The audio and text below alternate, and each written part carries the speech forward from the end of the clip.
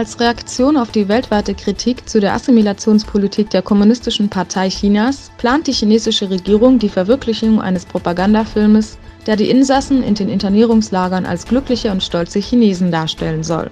Trotz zahlreicher Beweise leugnet der chinesische Staat noch immer die Existenz der Menschenlager und schweigt weiterhin über die zahlreichen Toten, die dieser Politik zum Opfer fielen. Donald Trump warnt Israel eingehend vor Beziehungen zu China, da diese die Sicherheit der Zusammenarbeit zwischen den USA und Israel gefährden könne, berichtete der israelische TV-Kanal 13.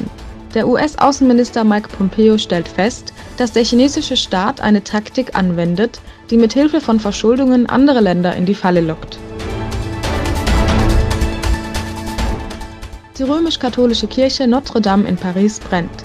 Die Ursache ist bislang noch unklar, möglicherweise spielt die derzeitige Renovierung eine Rolle. Das Dach ist durch den Brand eingestürzt, wie Pariser Sicherheitsbehörden verkündeten, sei das Feuer in den zu restaurierenden Bereichen eingedrungen.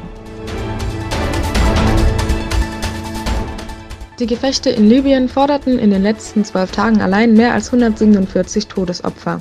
Wie die Weltgesundheitsorganisation mitteilte, seien bei schweren Kämpfen um Trablus nach aktuellem Stand 147 Menschen verstorben und weitere 614 verletzt worden. Der Hohe Kommissar für Migration der UN, Filippo Grandi, hielt nach einem Treffen in Berlin mit der Kanzlerin eine Pressekonferenz ab. Man habe sich gemeinsam über die Situation der Migranten unterhalten. Grandi äußerte zudem seine Besorgnis um den Konflikt in Libyen, denn dieser könnte mehr Menschen zur Migration bewegen, als es noch 2011 der Fall war.